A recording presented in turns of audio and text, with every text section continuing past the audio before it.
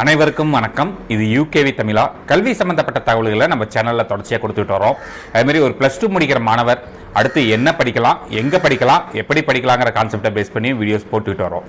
இப்போ எல்லாருமே தமிழ்நாடே ரொம்ப ஆர்வமாக எதிர்பார்த்த +2 ஓட ரிசல்ட்டுங்கிறது இன்றைக்கி வெளியே வந்துருச்சு. ஸோ நிறைய மாணவர்கள் அவங்க எதிர்பார்த்த மார்க் வாங்கியிருக்காங்க. அதேமாரி சில மாணவர்கள் அவங்க எதிர்பார்த்த மார்க்குக்கும் கம்மியாகவும் வாங்கியிருக்கிறாங்க.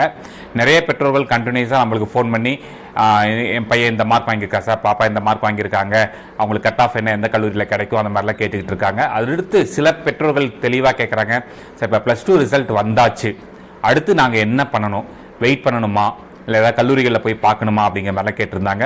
ஸோ அவங்களுக்கான ஒரு விளக்கமாக தான் இந்த வீடியோங்கிறது இருக்க போகுது. ஸோ முழுமையான தகவல்கள் வேணுங்கிறவங்க இந்த வீடியோவை ஸ்கிப் பண்ணாமல் பாருங்கள். இப்போ எல்லாருமே ரொம்ப ஆர்வமாக எதிர்பார்த்த +2 ரிசல்ட்ஸ் வந்தாச்சு. நிறைய பேருக்கு பார்த்திங்கன்னா நல்ல மதிப்பெண்கள் வந்திருக்கு. சில பேர் பார்த்திங்கன்னா அவங்க எதிர்பார்த்த மதிப்பெண்கள் வரலை. ஸோ பெற்றோர்களுக்கு ஒரு சின்ன அட்வைஸ் கொடுத்துக்கிறேன். என்ன அப்படின்னு பார்த்தீங்கன்னா, எனிஹவ் இப்போ +2 ரிசல்ட்ஸுங்கிறது வந்துருச்சு. ஸோ இனிமேல்ட்டு ரிசல்ட்ஸில் எந்த ஒரு சேஞ்சும் ஆக போகிறது கிடையாது. உங்கள் பையனோ பொண்ணோ மார்க் கம்மியாக வாங்கியிருந்தாங்கன்னா இனி நம்ம அவங்கள திட்டுறது மூலமாகவோ அவங்கள வேறு ஏதாவது விஷயங்கள் பண்ணுறது மூலமாகவோ அவங்களால மார்க் இதுக்கு மேலே பூஸ்டப் பண்ண முடியாது. ஸோ இனி நீ வாங்கியிருக்க மார்க்குக்கு நம்ம அடுத்து என்ன ப்ராசஸ் பண்ணணும், அடுத்து என்ன கல்லூரியில் சேரணும், கவுன்சிலிங்க்கு வெயிட் பண்ணணுமா, மேனேஜ்மெண்ட் சீட்டில் வெயிட் பண்ணணும், மேனேஜ்மெண்ட் சீட் போகணுமா, என்ன பண்ணணுங்கிறத மட்டும் முடிவு பண்ணுங்கள். இனி ரிசல்ட் வந்ததுக்கப்புறமேட்டு எந்த ஒரு சேஞ்சுமே மார்க்ஸில் பண்ண முடியாது. வந்த ரிசல்ட்ஸை முதல் விஷயம் அக்செப்ட் பண்ணிக்கலாம். ரெண்டாவது விஷயம் பேரண்ட்ஸ் கேட்குறது என்ன பார்த்தீங்கன்னா, சார் இன்றைக்கி ரிசல்ட் வந்துருச்சு, இன்றைக்கே கல்லூரிக்கு போகணுமா இல்லை வெயிட் பண்ணலாமா அப்படிங்கிறது கேட்டாங்க. நான் ஒரு விஷயத்தை தெளிவுபடுத்திக்கிறேன். அதாவது நீங்கள் உங்கள் பசங்களை ஆர்ட்ஸ் அண்ட் சயின்ஸ் அப்படின்னு சொல்லக்கூடிய கலை மற்றும் அறிவியல் கல்லூரிகளில் சேர்க்குறதா இருந்தால், அதுவும் ப்ரைவேட் ஆர்ட்ஸ் அண்ட் சயின்ஸ் காலேஜஸில் சேர்க்குறதா இருந்தால் மட்டும் இன்றைக்கி அந்தந்த கல்லூரிகளுக்கு போங்க. ஏன்னா பெரும்பாலுமே +2 ரிசல்ட்ஸ் வருதுன்னா தமிழ்நாட்டில் இருக்கக்கூடிய private top arts and science colleges, top most arts and science காலேஜஸில் பார்த்தீங்கன்னா சீட்டுங்கிறது கிட்டத்தட்ட இந்த ஒரு 2 நாளில் சீட்டு முடிஞ்சிடும். உண்மையாக சொல்லப்போனால் நல்ல கல்லூரிகள் அப்படிங்கிற பட்சத்தில் முடிஞ்சிடும். அதே நீங்கள் government arts and science college போக போகிறீங்க அப்படின்னு பார்த்தீங்கன்னா டிஎன் காசா அப்படின்னு Tamil Nadu government arts and science admissions சொல்லிட்டு ஒரு வெப்சைட் இருக்குங்க. அந்த வெப்சைட்டில் போயிட்டு நீங்கள் இன்னைக்கு ரெஜிஸ்ட்ரேஷனுங்கிறது ஓப்பன் ஆகுது. அதில் அப்ளை பண்ணுறீங்க அப்படிங்கிற பட்சத்தில் அவங்க த்ரூ கவுன்சிலிங், ஆன்லைன் கவுன்சிலிங் மூலமாக தான் என்ன பண்ணுவாங்க அப்படின்னு பார்த்தீங்கன்னா சீட் அலோகேட் பண்ணுவாங்க. ஸோ கவர்மெண்ட் காலேஜஸில் போகிறவங்க நீங்கள் வெயிட் பண்ணலாம். கவர்மெண்ட் எய்டட் காலேஜஸ்க்கு தனித்தனியாக அப்ளை பண்ணணும். ஒவ்வொரு கவர்மெண்ட் எய்டட் காலேஜஸும் தனித்தனியாக கவுன்சிலிங் ப்ராசஸ் இருக்குது. ஸோ அந்த கல்லூரிகளுக்கெல்லாம் தனித்தனியாக அப்ளை பண்ணணும். மூணாவது விஷயம், ப்ரைவேட் ஆர்ட்ஸ் அண்ட் சயின்ஸ் காலேஜஸில் போய் உங்கள் பசங்களை சேர்க்க போகிறீங்க அப்படின்னா மட்டும் உங்கள் ரிசல்ட் காப்பி எடுத்துகிட்டு உடனடியாக எந்த கல்லூரியில் சேர விரும்புகிறீங்களோ அந்த கல்லூரிகளுக்கு நீங்கள் நேரடியாக போக ஆரம்பிக்கலாம். முதல் விஷயம். மற்ற எல்லா விதமான படிப்புகளுக்குமே பார்த்தீங்கன்னா த்ரூ கவுன்சிலிங் வழியாக போகிறீங்க அப்படின்னா தாராளமாக வெயிட் பண்ணலாம்.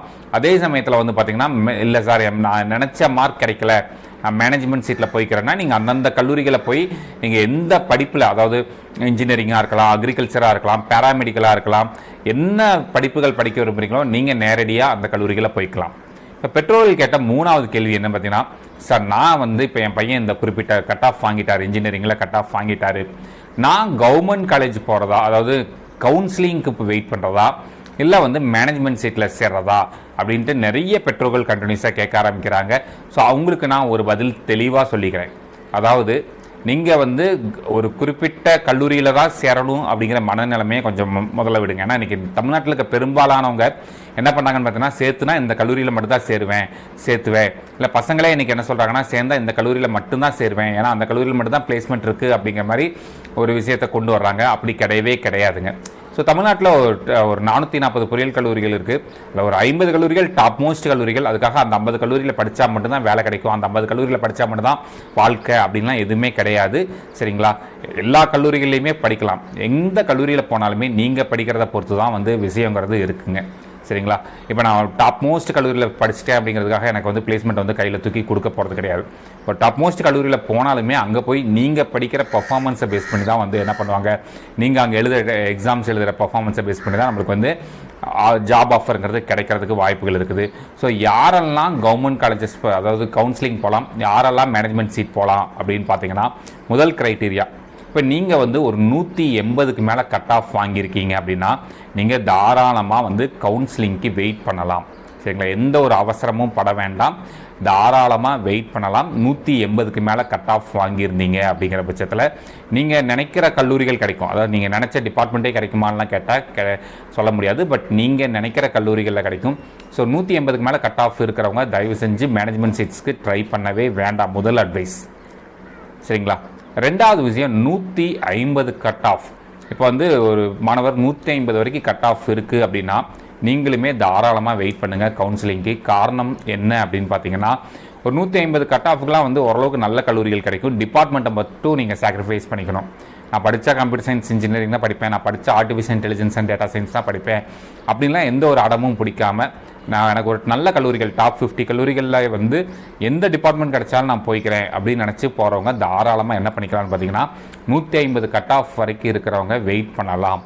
சரிங்களா. இப்போ ஒரு டாப் மோஸ்ட் கல்லூரியில் ஒரு மெக்கானிக்கல் இன்ஜினியரிங் படிக்க வாய்ப்பு கிடைக்குது அப்படிங்கிற பட்சத்தில் தாராளமாக மெக்கானிக்கல் இன்ஜினியரிங்கில் ஜாயின் பண்ணிவிட்டு நீங்கள் இந்த பக்கம் ஒரு பக்கம் பேரலாக கோடிங்க்கு ப்ரிப்பேர் பண்ணால் ஒரு கம்ப்யூட்டர் சயின்ஸ் இன்ஜினியரிங்கில் முடித்து வெளியே போகிற பையன் என்ன வேலைக்கு போவானோ அதே வேலைக்கு வந்து மெக்கானிக்கல் இன்ஜினியரிங் படிக்கிற பசங்களும் வேலைக்கு போகிறதுக்கு வாய்ப்புகள் இருக்குது. ரெண்டாவது, ஒரு டாப் மோஸ்ட் கல்லூரிகளில் ஒரு மெக்கானிக்கலோ இல்லை வேறு டிபார்ட்மெண்ட்டோ படிக்கிறப்ப அங்கே ஏதாவது கோர் ஜாப் கிடைக்கிறதுக்கும் வாய்ப்புகள் இருக்குது. ஸோ நிறைய மாணவர்கள் வெறும் கம்ப்யூட்டர் சயின்ஸ் இன்ஜினியரிங் மட்டும் தான் படிப்பேன் அப்படின்னு நினச்சிக்கிட்டு என்ன பண்ணுறாங்கன்னா டாப் மோஸ்ட் கல்லூரிகளில் படிக்கக்கூடிய வாய்ப்பை வந்து இழந்துடுறாங்க. டாப் மோஸ்ட் கல்லூரிகளில் படிக்கிறப்ப கிடைக்கிற சில அனுபவங்கள் மற்ற எந்த கல்லூரிகள்லையுமே கிடைக்காதுங்க. முதல்ல புரிஞ்சுக்கோங்க. ஸோ 150 கட் ஆஃப் வாங்கியிருந்தாலே நீங்கள் என்ன பண்ணலாம் அப்படின்னு பார்த்தீங்கன்னா தாராளமாக கவுன்சிலிங்க்கு வெயிட் பண்ணலாம், மேனேஜ்மெண்ட் சீட்டுக்கு போக தேவையில்லை. என்னுடைய கருத்து. இல்லை சார், நான் வந்து இந்த கல்லூரியில் தான் படிக்க வைக்க விரும்புகிறேன், இந்த டிபார்ட்மெண்ட் தான் படிக்க வைக்க விரும்புகிறேன் அப்படிங்கிறவங்க நீங்கள் போய் சேர்த்திக்கோங்க. நான் அவங்க எல்லாத்தையுமே சொல்ல வரல, மற்ற மாணவர்கள் மற்ற பெற்றோர்களுக்கு தான் நான் குறிப்பிட்டு சொல்கிறேன். 150 கட் ஆஃப் வரைக்கும் இருக்கிறவங்க தாராளமாக வெயிட் பண்ணலாம், எந்த ஒரு அவசரமும் பட வேண்டாம். சரிங்களா. ஏன்னா இப்போ நீங்கள் வந்து இன்றைக்கி ரிசல்ட் வந்துருச்சு, இப்போ நிறைய கல்லூரிகள் வந்து உங்களுக்கு ஃபோன் பண்ணுவாங்க, என் காலேஜில் சீட்டு முடிகிற மாதிரி இருக்குது, என் காலேஜில் இன்னைக்குள்ளே வந்தால் சீட்டு முடிஞ்சிடும், நாளைக்குள்ளே வந்தால் சீட்டு முடிஞ்சிடும் அப்படின்னு சொல்லுவாங்க. நீங்கள் எந்த ஒரு பதட்டமும் பட வேண்டாம், எந்த ஒரு அவசரமும் பட வேண்டாம். சரிங்களா. அந்த கல்லூரியில் சீட்டு முடியுதுன்னா மேனேஜ்மெண்ட் சீட்டு தாங்க முடியுது. கவுன்சிலிங்க்குன்னு 65% சீட்ஸ் இருக்குது, வெறும் 35% சீட்ஸ் மட்டும் தான் மேனேஜ்மெண்ட்டில் ஃபில் பண்ணுறாங்க. 65% சீட்ஸுங்கிறது இன்னும் இருக்க தான் செய்யுதுங்க. சரிங்களா. ஸோ அப்போ வந்து எந்த ஒரு அவசரமும் படாமல் நீங்கள் என்ன பண்ணிக்கலாம் அப்படின்னு பார்த்தீங்கன்னா பொறுமையாக வெயிட் பண்ணி யோசித்து கல்லூரிகளில் சேருங்க. சரிங்களா.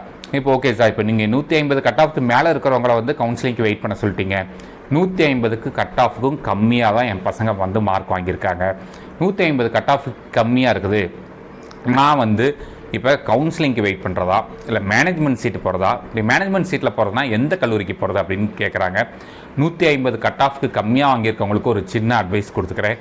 இப்போ 150 கட் ஆஃபுக்கு கீழே கம்மியாக வாங்கிட்டா படிக்கிறதுக்கே வாய்ப்பு இல்லை அப்படிங்கிற மாதிரிலாம் நிறைய பேர் சொல்லிகிட்டு இருக்காங்க. அப்படிலாம் எதுவுமே கிடையாதுங்க. சரிங்களா. ஏன்னா நாங்களும் இந்த ஃபீல்டில் இந்த கல்லூரிகளில் சில வருஷங்கள் இருந்திருக்கோம். 150 கட் ஆஃப்க்கு கீழே வாங்கி கல்லூரிகளில் சேர்ந்து ஒரு ஆவரேஜான கல்லூரிகளில் சேர்ந்து இன்றைக்கி நல்ல நிலைமையில் இருக்கக்கூடிய நிறைய பசங்களை வந்து நாங்கள் பார்த்துக்கிட்டு தான் இருக்கிறோம். நிறையா பசங்க எங்ககிட்ட அப்படி தான் படித்து இன்றைக்கி நல்ல கம்பெனிஸில் ப்ளேஸ் ஆகிருக்காங்க. ஒரு டாப் மோஸ்ட் கம்பெனியில் டாப் மோஸ்ட் காலேஜில் படித்து என்ன வேலைக்கு போகிறானோ அந்த பையன் அந்த வேலைக்கு ஈக்குவலாக வந்து பார்த்திங்கன்னா இங்கே நார்மலான ஆவரேஜான கல்லூரிகளை படிக்கிற பசங்களும் போயிருக்கிறாங்க. ஸோ 150 கட் ஆஃப்க்கு கீழே மதிப்பெண் வாங்கியிருக்கக்கூடிய மாணவர்கள் மற்றும் அவங்க பெற்றோர்கள் என்னென்னா நீங்கள் வந்து கவுன்சிலிங்கில் போகலாமா இல்லை மேனேஜ்மெண்ட் சீட்டில் போகலாமாங்கிறது உங்களுடைய சாய்ஸ் தான். என்னுடைய அட்வைஸ் என்னென்னு பார்த்தீங்கன்னா கவுன்சிலிங்க்கு வெயிட் பண்ணலாம் தாராளமாக.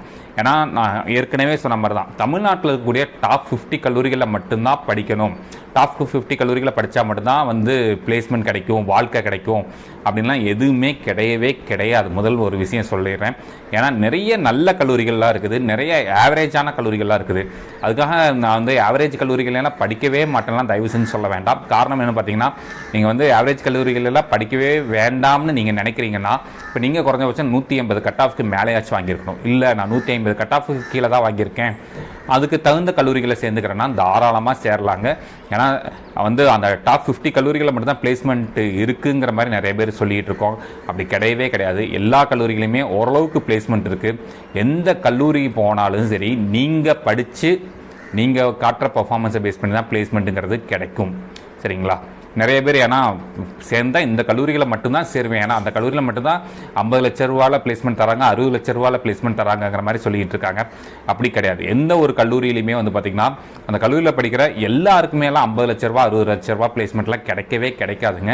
முதல்ல தெளிவாக சொல்லிக்கிறேன். அந்த கல்லூரியில் படிக்கிற ஒரு மாணவருக்கோ இல்லை 2 மாணவர் இல்லை அதிகபட்சம் ஒரு 10 மாணவர்கள் கூட வச்சுக்கோங்க, 10 பேத்துக்கு மட்டும்தான் அந்த சேலரி பேக்கேஜுங்கிறது கிடைக்கும். மற்றபடி எல்லாருக்கும் நார்மலாக இன்றைக்கி தமிழ்நாட்டோட ஆவரேஜ் சேலரி பேக்கேஜுங்கிறது உண்மையாக சொல்லப்போனால் 3 லட்ச ரூபா தான். 3 லட்ச ரூபாலேருந்து 5 லட்ச ரூபா தான் இன்றைக்கி தமிழ்நாட்டோட ஆவரேஜ் சேலரி பேக்கேஜ். ஸோ ஆவரேஜான கல்லூரிகளை படித்தாலும் அதே 3 லட்ச ரூபாலேருந்து 5 லட்ச ரூபா சேலரி பேக்கேஜ் கிடைக்கும். டாப் போஸ்ட் கல்லூரிகளை படித்தாலுமே சேலரி பேக்கேஜுங்கிறது ஆவரேஜ் சேலரி பேக்கேஜுங்கிறது அதுதான். என்ன ஒரு வித்தியாசம்னு பார்த்தீங்கன்னா அந்த டாப் 50 கல்லூரிகளில் படிக்கிறப்ப சில அனுபவங்கள் கிடைக்கும், நல்ல அனுபவங்கள் கிடைக்கும். சில டிசைன் கான்டெஸ்ட்டில் சேர்ந்துக்கலாம், ப்ளஸ் வந்து காம்படிஷன்ஸில் பார்ட்டிசிபேட் பண்ணலாம். சில நல்ல பிளேஸ்மெண்ட் ட்ரைனிங்ஸ்லாம் கொடுக்கறதுக்கு வாய்ப்புகள் இருக்குது. பட் அதுக்காக நான் போய் 8 லட்ச ரூபா டொனேஷன் கொடுத்து படிக்கிறேன், 10 லட்ச ரூபா டொனேஷன் கொடுத்து படிக்கிறேன்ட்டு டொனேஷன் கொடுத்து படிக்க வேண்டிய அவசியமே இல்லைங்க. எந்த கல்லூரிக்கு போனாலுமே நீங்கள் நல்லா படிச்சிங்கனாலே போதும், கண்டிப்பாக நல்லா பிளேஸ்மெண்ட்ஸ் கிடைக்கும். இன்றைக்கி ஆன்லைனில் நிறைய சப்போர்ட் இருக்குங்க. இன்றைக்கி வந்து உண்மையாக சொல்லப்போனால் ஒரு கல்லூரிங்கிற ஒரு விஷயமே தேவையில்லை, பள்ளிங்கிற ஒரு விஷயமே தேவையில்லைங்கிற கான்செப்டுக்கெல்லாம் மாறிட்டு வராங்க. ஸோ அது அந்த காலகட்டத்தில் நீங்கள் போய் ஒரு கல்லூரியில் போய் 5 லட்சம் 10 லட்சம் டொனேஷன் கொடுத்து படிக்கணுங்கிற ஒரு அவசியம் கிடையவே கிடையாது. ஸோ ஏன் சார்பாக பேரண்ட்ஸ் கிட்ட கேட்டுக்கிறது ஒரே ஒரு விஷயந்தான். என்னென்னு பார்த்தீங்கன்னா என்னை பொறுத்த வரைக்கும் கவுன்சிலிங் போகலாமா இல்லை மேனேஜ்மெண்ட் சீட் போகலாமா அப்படின்னு கேட்டிங்கன்னா நான் ப்ரிஃபர் பண்ணுறது கவுன்சிலிங் போங்க அப்படின்னு தான் ப்ரிஃபர் பண்ணுவேன். பட் ஒரு சில பேரண்ட்ஸ்க்கு வந்து விஷயங்கள் இருக்கலாம், இல்லை சார் நாங்கள் இவ்வளோ தூரம் கஷ்டப்பட்டு இருக்கோம், இப்போ எங்கள் பசங்களாச்சும் இனி நல்லா இருக்கட்டும் அப்படின்னு நினைக்கிறவங்க என்ன பண்ணலான்னு பார்த்தீங்கன்னா ஒரு 150 வரைக்கும் கட் ஆஃப் இருக்கவங்க வெயிட் பண்ணுங்கள். நான் வந்து அவங்கள வந்து எதுவுமே சொல்லலை.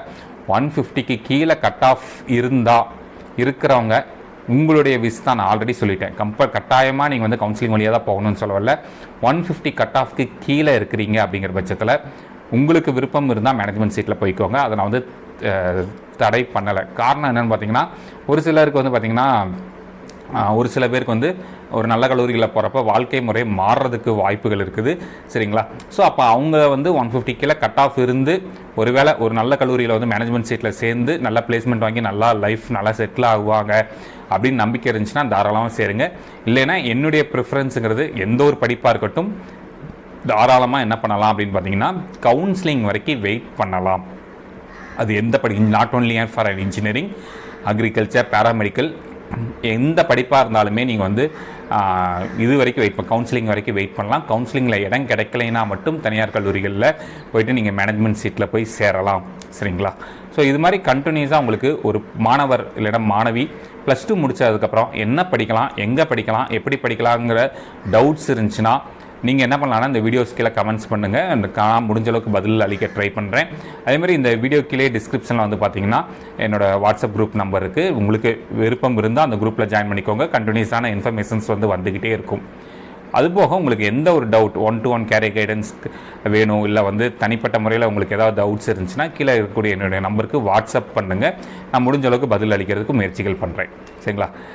இந்த மாதிரி கண்டினியூஸாக கவுன்சிலிங் சம்மந்தப்பட்ட தகவல்கள், ஏன்னா நம்ம ஆல்ரெடி வந்து பார்த்திங்கன்னா நம்ம சேனலில் JoSAA counselling, VIT counselling, Amrita, Sastra மற்றும் டிஎன்ஏ கவுன்சிலிங் சம்மந்தப்பட்ட தகவல்களை கொடுத்துட்டு வரோம். அதுபோக அக்ரிகல்ச்சர் கவுன்சிலிங்கும் தரோம், மெடிக்கல் கவுன்சிலிங் சம்மந்தப்பட்ட தகவல்களையும் கொடுத்துக்கிட்டு இருக்கோம். உங்களுக்கு இந்த மாதிரியான கவுன்சிலிங் சம்மந்தப்பட்ட தகவல்கள் கண்டினியூஸாக வேணுங்கிறவங்க யூகேவி தமிழா அப்படிங்கிற இந்த யூடியூப் சேனலை சப்ஸ்கிரைப் பண்ணுங்கள். மற்றும் இந்த வீடியோ உபயோகமானதாக இருந்துச்சுன்னா இந்த வீடியோவை லைக் பண்ணிவிட்டு உங்கள் நண்பர்களுக்கு ஷேர் பண்ணுங்கள். மிகவும் நன்றி.